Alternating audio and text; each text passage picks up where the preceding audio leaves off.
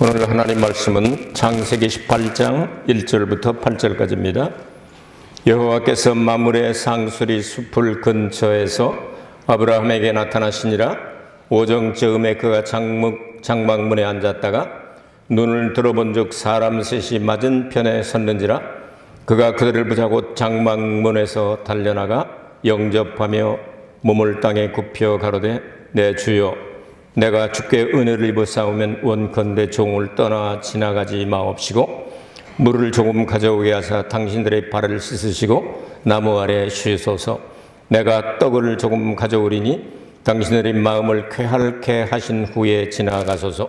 당신들이 종에게 오셨음이니이다. 그들이 가로되 내 말대로 그리하라. 아브라함이 급히 장막에 들어가 사라에게 이르되 속히 고운 가루 세 스아를 가져다가 반죽하여 떡을 만들라 하고, 아브라함이 또 짐승떼에 달려가서 기름지고 좋은 송아지를 취하여 하인에게 주니 그가 급히 요리한지라. 아브라함이 버터와 우유와 하인이 요리한 송아지를 가져다가 그들이 앞에 진설하고 나무 아래 모셔서매 그들이 먹으니라. 아멘. 눈을 들어 주를 보라 하는 제목으로 하나님 말씀을 증거하겠는데요. 믿음의 조상을 아브라함이라고 그러죠. 지난 시간에 아브라함이 예수님의 때 혹은 날을 보고 즐거워했다. 그래서 지난 시간에 여러분들에게 세 가지를 소개해드렸습니다. 구원의 날, 그리고 은혜의 날, 그리고 영광의 날을 여러분들이 한 주간 동안 아마 묵상하신 줄로 압니다. 믿음의 조상 아브라함의 이야기는 창세기 11장 끝부분에 족보에서 나오기 시작을 해서 12장에 소명을 받아서 이제 가나안 땅으로 이주하게 됩니다. 가나안 땅에서 번창하게 되자 13장에 롯의 그 종들하고 아브라함 종들이 자꾸 싸워서 같이 있을 수 없어서 이렇게 헤어지게 됩니다. 14장에 들어가면 소돔과 고모라를 택했던 롯, 그들이 다 전쟁이 일어나서 전쟁의 포로가 되어버립니다. 그래서 아브라함이 자기 밑에서 길린 사병 318명을 데리고 야간 공격해서 그들을 다 데리고 옵니다. 데리고 올 때 멜기세덱, 히브리서 5장과 7장에 나오는 멜기세덱, 예수님의 형체를 가진 예수님의 복사본 카피와 같죠. 똑같은 그분이 오셔서 축복을 내려주게 됩니다. 그래서 아브라함은 하나님 앞에 영광과 찬양과 감사를 드리고 11조를 약속을 합니다. 그래서 어떤 사람들은 요즘 11조는 없다, 있다 이거 가지고 싸우는데 싸우지 마시기 바랍니다. 영원한 11조는 남아있고 레위인들에게 바쳤던 율법의 11조는 사라졌습니다. 이런 것을 구분할 줄 알면 더 좋겠죠. 자, 이제 15장에 가면 아브라함이 하나님을 믿음에 그것을 의로 여겨서 처음으로 이제 믿음과 의에 대한 이야기가 성경에 등장을 합니다. 16장에 아브라함이 그 사라가 자꾸만 이렇게 축운동을 내니까 하갈로부터 이스마엘을 낳게 되죠. 그 이스마엘 자손들을 중심으로 해서 이슬람교가 전 세계 3분의 1 이상을 지금 차지하고 있습니다. 17장에 가서 이제 아브라함은 개인의 이름이죠. 아브라함은 이제 많은 열국의 아버지다 해서 아브라함을 통해 전 세계 모든 사람들이 복을 받을 것을 이름을 바꿔주게 됩니다. 그리고 징표로 할례를 하게 되죠. 18장에 들어가면 이제 할례하자마자 이제 맞은편에서 다가오는 삼위일체 하나님을 표현한 천사들이겠죠. 하나님은 형체가 없으니까. 그래서 만나서 오늘 이야기가 납니다. 19장에 가면 이제 소돔과 고모라 성 멸망이 나오고, 그다음에 20장에 또 여러분들 아시다시피 이제 아비멜렉하고 이렇게 계약을 맺게 되는 그런 이야기가 나오고, 21장에 가면 이제 이삭이 탄생을 하게 되죠. 그리고 이삭을 괴롭히는 이스마엘을 쫓아내고, 22장에 이삭이 성장해서 하나님 앞에 이제 번제물로 드렸다가 도로 찾게 되고, 23장에 사라가 세상을 떠나고, 24장에 그 아들 이삭이 결혼을 하게 되고, 25장에 아브라함이 하나님 품으로 돌아가는 그래서 아브라함 이야기가 그러니까 11장 마지막 부분에서부터 25장까지 간단하게 이렇게 정리를 했습니다만 상당히 참 파란만장한 175세의 세상을 떠난 아브라함입니다. 그 중에 오늘 성경 말씀이 이제 눈을 들어 보아야 보이는, 눈을 들어 주를 보라 하는 내용을 말씀을 하는데 1절과 2절에 보면 이렇게 언제 이런 일이 있었느냐 하면 할례하고 바로죠. 17장에 이제 할례가 나오고 끝나자마자 18장이 됩니다. 그러니까 우리는 창세기 17장에서 아브라함과 그에게 속한 모든 남자들이 다 할례를 받았다. 다시 말해서 아직 낳지 않았을 수도 있다. 고통 가운데 있을 수도 있고 좀 쉬고 싶을 때가 되었다. 근데 아주 대낮에 정오에 아브라함 혼자 이렇게 천막 입구에 나가서 이렇게 있었습니다. 더구나 이렇게 이 상수리나무 옆에는 기도하는 장소거든요. 거기다가 천막을 쳐놓고 기도하며 묵상하며 잠들어 있지 아니하고 깨어 있었다는 모습을 볼 수 있습니다. 사람들은 미래를 알지 못하기 때문에 깨어 있어야 되는데도 불구하고 잠들어 있는 사람들이 많이 있을 수 있습니다. 누가복음 12장 37절에 보면 주인이 와서 깨어 있는 것을 보면 그 종들은 복이 있으리로다. 내가 진실로 너희에게 이르노니 주인이 띠를 띠고 그 종들을 자리에 앉히고 나와 수종하리라. 그럼 희한한 말씀이 나오죠. 성경에 앞뒤가 안 맞는 것 같잖아요. 누가복음 17장에 보면은 무익한 종을 설명하시면서는 종들이라고 하는 사람들은 밖에 나가서 열심히 이 일을 하다가 돌아왔다고 해서 야, 너 수고 많이 했어. 우리 집이 많이 보탬이 되고 도움이 됐네 하고 주인이 상을 차려주겠느냐? 그러지 않는다. 오히려 돌아와서 또 지가 상 차리고 그렇게 해야 되잖아요. 이렇게 말씀했는데 요즘 요 말씀하고는 조금 이렇게 반대로 돼 있죠. 요 부분에서 앞뒤 부분을 보면 이게 혼인잔치 집에서 돌아와 그렇게 번역을 했는데요. 그래서 혼인잔치 집에서 할 때 에크라고 하는 전치사가 있는데요. 이 단어는 혼인집으로부터라고 번역할 수도 있고 에크라고 하는 말은 혼인 때문에 라고 번역할 수 있습니다. 만일 혼인 때문에 라고 번역했으면 이 얘기가 됩니다. 왜냐하면 종들 교회 신부를 이렇게 맞아들여서 주님이 대우해 주시는, 신부로 대우해 주는 그런 내용으로 되어 있거든요. 깨어있는 다섯 처녀처럼, 기름을 준비한 다섯 처녀처럼 이런 식으로 이렇게 성경은 앞뒤가 맞아야 되죠. 맞아야 되는 그런 내용인데 어쨌든 중요한 내용은 메시지는 뭐냐면 아브라함은 대낮 12시인데 그럼 다 깨있지. 그럼 누가 잔다네. 중동 이쪽에 가면은 점심때 자요. 자는 사람들이 있어요. 한숨 자고 일어나면 그 다음에 일어나고. 동남아시아 가면 스코어리라고 그랬어요. 비가 그때 한바탕 내리거든요. 그럼 그때 자고 한 2, 3시 되면 일어나서 또 일하고 그래요. 그런데 깨어있다고 하는 이야기는 육신의 잠만을 이야기하는 것이 아니고 영적으로 깨어있다는 것을 받아들이고 싶습니다. 그러니까 나그네를 이제 영접을 하게 되죠. 그 나그네로 보였지만 사실은 삼위일체 하나님의 표현이죠. 성경에 보면 하나님의 심부름을 하러 이 세상에 나온 천사는 절대로 날개가 없습니다. 그러면 하나님 심부름을 이 땅에 내려왔는데 여기다가 금날개를 달고 삐까만쩍하게 돌아다니면 사람들이 다 알잖아요. 절대로 그런 것이 성경에 기록이 없습니다. 그래서 뇌생물이라고 말하는 그룹과 그리고 스랍을 천사로 본다면 하늘 위에서 하나님을 섬길 때는 날개를 날면서 이렇게 하나님을 섬기는 모습은 묘사되어 있지만 이 세상에 나와 있는 천사들은 전부 성이 있습니다. 남자입니다. 남자로 그리고 젊은 천사로 언제나 나타납니다. 그리고 날개는 없다. 성경에 그러니까 그렇게 정리해 두면 됩니다. 자, 그러니까 금날개를 달고 펄떡거리면서 나야 나 왔어 이러진 않았을 거라고 말이죠. 근데 나그네와 같은데 막 쫓아가 가지고서 어떻게 합니까? 주여 하면서 막 그러잖아요.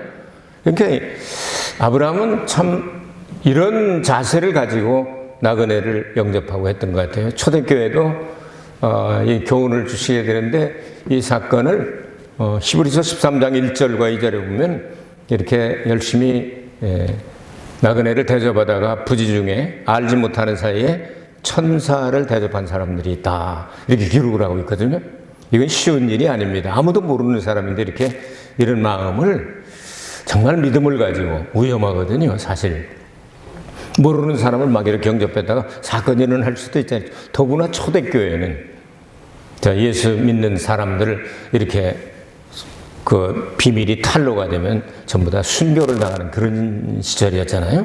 그것을 히브리서에서는 아브라함의 기록을 얘기를 했습니다. 자, 이렇게 해서 이제 우리 집에 좀 오시라고 이렇게 해가지고 영접을 하니까 또 이 양반들이 또 말을 또 이렇게 잘 또 응답을 해줍니다. 3절에서 8절까지는 주여 발을 씻고 나무 아래 쉬소서.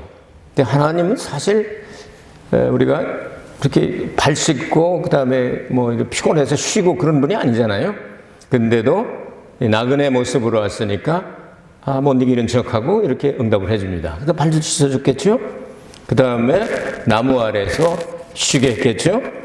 자, 하나님께서 쉬시는 게 그 표현을 그렇게 했거든요.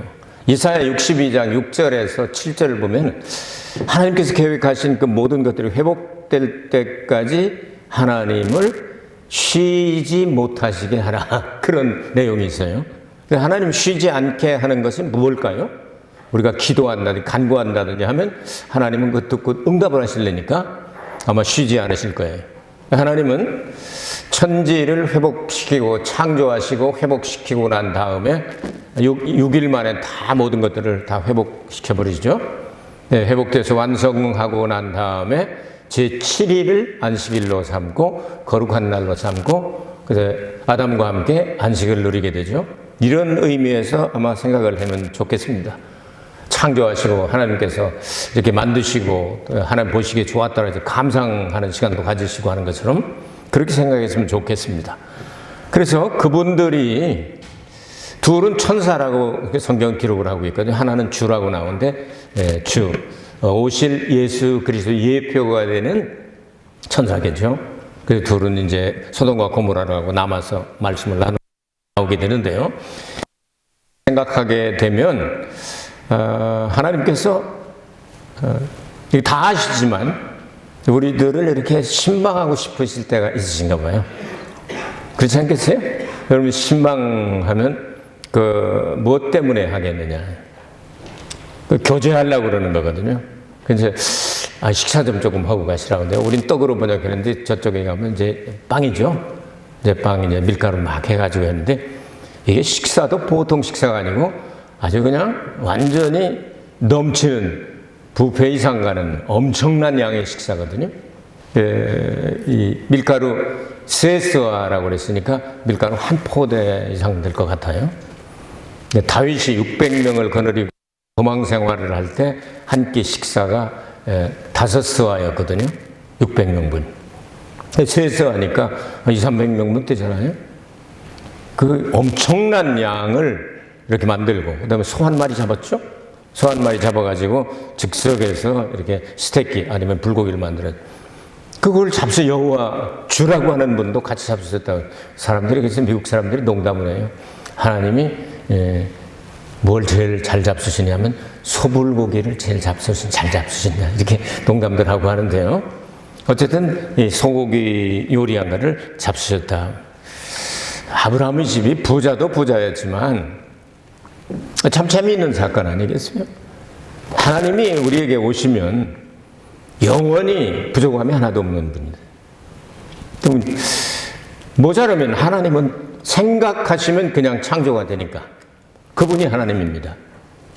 우리는 부족한 게 많죠. 돈도 딸리고 건강도 딸리고 뭐 딸리는 게 많잖아요. 자본도 딸리고 딸리는 게 많이 있을 수 있는데 하나님이 나와 함께 계시면 그 하나님은 창조주 하나님이시니까 부족함이 없겠다. 그때 1년, 2년 그런 게 아니고 영원히 가능하다. 그분을 우리 아버지로 모시게 됐다. 걱정하지 마시기 바랍니다. 이 세상에서 잠깐 동안 돈이 딸리고 건강이 딸리고 좀 뭐 딸려서 이렇게 좀 힘들고 어렵고 창피하고 이럴 때가 있을 수도 있어요. 근데 그걸로 우리가 끝나는 게 아니고 아버지 나라에 가면 그분은 전능하시고 없으면 만들어내시는 분이니까 영원히 부족함이 없이 넘치게 그냥 영생할 수 있도록 생명과일을 주시는 그 하나님, 그분하고 식사를 했다 이거죠. 아브라함 가정하고. 얼마나 감사합니까? 그래서 하나님은 언제나 넘치게 하시는 분이지 모자라게 하시는 분이 아니다. 이렇게 물로 포도주로 만들었 거기도 모자란 게 있었는데 넘치게 해줬잖아요. 다 넘쳐요. 이 넘치는 사건이 성경에 오병이어로 교훈을 주시는데, 사복음 가운데 부활의 사건 말고 이렇게 겹치게 하지 않고 사복음서에 다 기록한 것은 오병이어의 기적 한 가지입니다. 다른 데는 어떻게 마태복음에 나오면 누가복음에 없고 누가복음에 나오면 마가복음에 없고 이런 식으로 이렇게 지그재그로 이렇게 기록을 했는데요. 똑같은 사건을 똑같이 기록한 것은 오병이어의 기적밖에 없거든요. 왜 그랬을까 하고 생각을 해봤습니다. 물론 제 말이 맞을 수도 있고 틀릴 수도 있습니다. 왜냐하면 성경에 이렇게 해석을 해놓은 건 없으니까. 그런데 성경에 나오는 숫자가 다 의미가 있다 이렇게 생각하는 사람들도 있거든요. 그런데 어떤 것은 하나님이 목적을 가지고 의미를 가지고 숫자를 부여한 적이 있다고 생각을 합니다. 그러면 3 하면 이 성경이나 아니면 유대인들이 생각할 때는 삼위일체 하나님은 하늘을 생각합니다. 늘. 그 하늘도 셋째 하늘까지잖아요. 삼층천이잖아요. 세계잖아요. 하늘도 세계죠. 그러니까 세계에다가 땅을 넷으로 봅니다. 동서남북하면 다 들어가잖아요. 사방하면 다 들어가죠. 동서남북에 안 들어간 데 있어요? 다 들어가잖아요. 그래서 하늘과 땅을 더하면 7이 돼서 완전 숫자다 해서 거룩한 수다고 얘기를 합니다. 그리고 3에다가 4를 곱하면 이거는 완성의 수다 해서 12. 그래서 이스라엘은 12지파를 언제나 성경에 쭉 12지파로 나오지 않습니까? 이게 의미가 없다고 할 수도 있지만 의미가 있는 숫자도 있을 수도 있다. 그래서 성경을 전체를 쭉 보니까 5라고 하는 숫자가 나오면요, 이방인들에게 주시는 축복의 수로 잘 나옵니다. 그래서 오순절 때부터 이방인들도 성령을 받고 하나님 자녀가 되지 않습니까? 이런 내용들을 바라보고 12이라고 하는 것은 유대인들의 12지파를 상징할 수가 있습니다. 하늘에서도 그래서 이렇게 12지파에 올라가는 사람들 이야기가 나오고 14만 4천 명을 할 때도 12지파로 만들고 그렇게 나오지 않습니까? 그럼 12는 뭐냐? 로마서 9장부터 11장까지 보면 11장 25절 26절을 보면 바울이 이런 말을 합니다. 하나님께서 유대인들이 복음을 받아들이지 않고 예수님을 십자가 못 박아 죽이고 그 복음을 배척하기 때문에 먼저 이방인들에게 오병처럼 물고기 5마리처럼 이제 보리떡 5개처럼 먼저 이렇게 나간, 그리고 이방인의 충만한 수라고는 단어가 나옵니다. 그 이방인들 가운데 구원받을 사람들이 꽉 채워졌을 때 그들을 통해서 다시 12바구니 남은 것을 유대인들에게 돌려주지 않겠나 하는 생각을 하는 사람도 있다 이 말이죠. 여러분께서 뉴스를 이렇게 보신 분들은 알겠지만 한 3개월 전에 이스라엘 국회에서 통과시킨 게 뭐냐면 공공장소에서 예수를 증거하면 범죄가 돼서 붙잡아갑니다. 이 정도예요. 아직도 메시아를 기다리고 있는 사람들이에요. 이런 나라인데 거기에 숨어서 예수를 믿는 사람이 자꾸 생기게 되는데 결국은 이방인들이 12 사도들이 거두어 드렸던 12바구니에 그 부스러기 같은 것들을 다시 역수입해서 택함받은 백성들을 구원하시지 않을까. 하나님은 언제나 넘치게 하시니까. 그래서 바울은 그렇게 얘기를 했습니다. 이방인의 수가 꽉 찰 때까지 더러는 완악하게 되어서 예수를 믿지 않는데 마지막 날에는 택한 백성들이 다 예수를 믿게 된다. 이렇게 표현하고 있죠. 이렇게 연결시키면 어떨까 생각을 해봤습니다. 그래서 아브라함 믿음이 조상이고 하니까 이렇게 해서 자, 여기까지 두 가지 했습니다. 이제 두 가지 했고 이제 마지막으로 세 번째는 식사 후의 교제가 어떤 교제가 있나 한번 생각을 해봤습니다. 근데 식사 끝나고 나니까 여러분 속을 비워놓고 그냥 아주 배고플 때 기분 좋은 분들이 계실 수도 있어요. 그런 분들은 금식하세요. 그리고 근데 배가 꺼지면 아주 속상한 사람들 있잖아요. 잡수세요. 그런 분들은. 우리도 같이 이렇게 살다 보면은요, 배고픈 것을 좀 어느 정도 참는 스타일이 있는가 하면 우리 집에서는 제가 잘 참아요. 근데 금식은 잘 못해요. 금식하면 조금 있으면 먹고 싶어요. 근데 이 음식이 들어가지 않아도 그냥 한 끼 뭐 지나갔나 보다 하고 그냥 기다려 때가 되면 밥을 먹거든요. 시간 됐으니까 먹어야 되는데. 근데 배고파서 밥 먹는 분들도 계시잖아요. 배고플 때마다. 근데 배고프면 그냥 이라 하는 그런 분들도 계실 수 있잖아요. 네. 그래서 음식을 충분히 잡수고 나니까 오후 12시부터 이제 오후쯤 됐겠죠? 오후 정오였으니까 오후쯤 되니까 여러 가지로 아주 구색이 맞춰졌잖아요. 이야기하기 좋은 상태로. 그래서 하나님이 다 또 이렇게 유머를 사용하시죠. 이제 사라가 막 이제 거기서 빵 만들고 막 그러고 있는 동안에 아브라함아 내년 이맘때에 네 아들을 낳을 거야. 저기 이스마엘도 있고요. 엘리에셀도 있거든. 충분한데 그거 말고 네 아내 사라가 지금도 90살이 돼 가잖아요. 네 아내 사라가 아들을 낳는다도 그러니까 사라가 되게 웃기시네 저 양반들. 어디서 온 양반들이 저렇게 허풍이 세시지 하고 막 킥하고 웃었어요. 그 이제 요리를 해가지고 들어왔어요. 아까 왜 웃었대요? 그렇게 얘기했더니 언제요? 아니 빵 만들면서 웃었잖아요. 그러니까 아니에요. 계속 옥신각신하다가 그러면 아들 낳으면 웃었다라고 지어라. 그게 이삭이에요. 이삭이 웃었다 하는 뜻이에요. 웃음이라는 뜻이에요. 그런데 결국 그 집에 꼭 필요한 게 이삭이었잖아요. 엘리에셀도 있었지, 또 이스마엘도 있었지, 다 있었는데 아들을 하나님께서 약속하셨는데 사라를 통해서 낳은 아들을 그 아들을 쭉 내려가서 메시아가 탄생한다고 예언을 하셨거든요. 꼭 필요한 것, 여러분 집안에 꼭 필요한 게 뭡니까? 주님을 데코마이 하지 말고 람바노 하셨으면 좋겠어요. 잃어버렸었죠? 네, 되돌렸습니까? 데코마이는 손님 대접하다 그냥 보내는 거고 람바노는 영접하는 자, 곧 그 이름을 믿는 자들 하나님의 자녀가 되는 권세를 주셨다는 람바노. 이 람바노는 아주 영접해서 같이 있는 겁니다. 영원히. 자, 하나님을 초청하세요. 기도로, 말씀으로. 여러분 집안에 제일 필요한 게 뭔가? 그거 하나님께서 주시길 원하지 고생 좀 싸게 더 해라. 그러지 않으십니다. 하나님 좋으신 하나님이에요. 그래서 아브라함 집에 찾아오셨어요. 다 아시면서도. 우리도 그렇잖아요.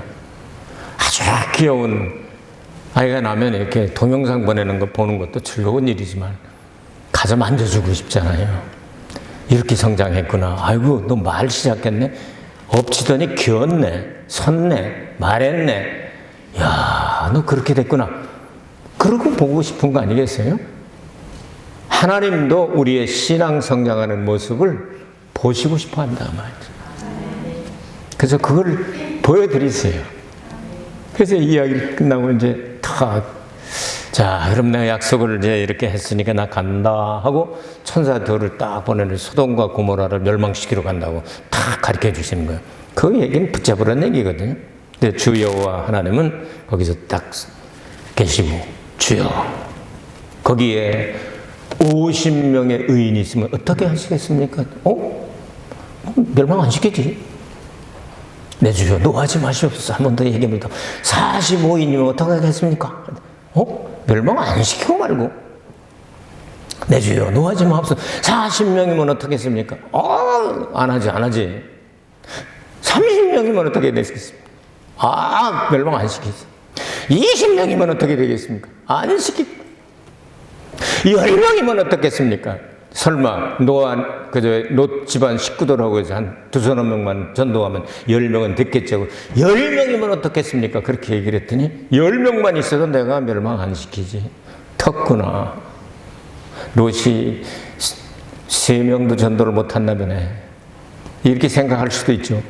그래서 이제 소돔과 고모라 성에 두 천사가 가서 유황불로 심판을 내리게 되죠. 그리고 아브라함은 중보하는 그 모형으로 하나님께서 삼으시게 됩니다.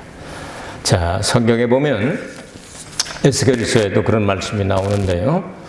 주를 막아설 자가 누구냐? 예루살렘에 의인 한 사람만 있어도 내가 멸망시키지 않겠다. 의인 한 사람만 있어도. 그런데 내가 멸망시키러 왔는데 제사장, 선지자, 방백들, 왕들 누구나 할 것 없이 아무도 나를 막아설 자가 없다. 그래서 내가 멸망시키겠다. 여러분의 집안이 하나님으로부터 심판을 받기 전에 구원받아야 되지 않겠어요? 여러분이 그 한 사람이 되길 바랍니다. 의인 한 사람의 간구는 역사하는 힘이 큽니다. 여러분, 반드시 예수님 재림하시고 심판이 있습니다. 반드시 있습니다. 이걸 모르기 때문에 언제 그런 일이 있어? 어제 뜨던 태양 또 뜨는데 하고 자꾸만 엉뚱한 생각을 하는데요. 반드시 옵니다. 여러분이 구원받은 확신이 있다면 여러분이 하나님의 심판을 막아설 줄 아는 한 사람이 되기를 바랍니다. 그래, 내 기도를 듣고, 그래, 네 마음을 보고, 그래, 너를 보고 내가 좀 참겠다. 하나님의 마음을 누그러뜨리고, 그리고 하나님이 그것을 스탑하실 수 있도록 할 수 있는 한 사람이 됐으면 좋겠습니다. 아브라함이 마지막까지 이것을 하려고 했지만 결국은 멸망당하고 맙니다. 하나님이 아브라함의 기도 중재를 들으시고 딸 둘하고 롯만 살려주시죠. 마지막 때가 되면 팬데믹이 한두 개가 아니고 막 여러 개로 겹쳐올 것을 성경은 예언을 하고 있습니다. 처처에 기근과 지진과 연병, 그러니까 전염병이 돌게 될 것이며 우크라이나 사태라든지 투르키의 지진이라든지 1, 2년 동안에 여러분 세계가 너무 많이 바꿔져 가고 있습니다. 예수님이 다시 오실 그 징조들이 하나씩 두 개씩 다 이루어지게 되는데 성경은 예수님의 신부감으로 들어가는 숫자가 많지 않을 것을 말씀하고 있습니다. 이스라엘 백성들이 60만 3,550명의 군대들이 있었는데 그 중에서 여호수아와 갈렙만 들어가고 물론 레위인들 들어갔지만 대부분이 다 광야에서 쳐졌습니다. 천년왕국에 들어갈 사람은 그렇게 많지 않을지도 모릅니다. 거기 들어가야 안심입니다. 첫째 부활이니까. 거기 안 들어가면 그 다음에는 안심할 수가 없습니다. 영원한 불못으로 갈 수도 있기 때문입니다. 하나님의 생명책에 이름이 기록되어 있지 않으면 혹은 지워졌다면 갈 수 없을 수도 있습니다. 그렇기 때문에 여러분 신앙생활을 올바르게 잘 나가야 될 것입니다. 주님을 여러분이 그냥 바라보십시오. 눈을 들어 주를 보라 그랬습니다. 천지를 지으신 여호와에게서로다. 나의 도움이 어디서 올까? 산들은 하나님 만드셨으니까 언제나 있습니다. 그런데 여러분이 믿음을 가지고 눈을 들어 바라보게 될 때 저 산이 저절로 생겼을까? 누가 만들었을까? 창조하셨구나. 그 창조주를 내가 아바 아버지라고 부르는구나. 눈을 들어 주님을 바라보시며 주여 이 세상을 보고 온 환경을 바라볼 때는 만족함이 없지만 주님을 바라볼 때 만족함이 있습니다. 주님 바라보고 있습니다. 한 주간 동안 주님을 바라보면서 행복하게 되시길 기도하겠습니다. 은혜로우신 아버지 하나님, 아브라함이 여호와 하나님을 언제 보고 눈을 들어 바라보다가 영접했사옵니까? 아브라함은 여호와를 어떻게 대접했습니까? 아브라함이 여호와 하나님과 함께 식사하고 나서 식사 후에 주어지는 놀라운 교제를 우리가 배웠습니다. 주님과 함께라면 행복할 줄로 믿사오니 이 한 주간 행복한 한 주간 되게 하여 주옵소서. 예수 그리스도 이름으로 기도하옵나이다. 아멘. 하나님 앞에 영광의 박수 올리겠습니다.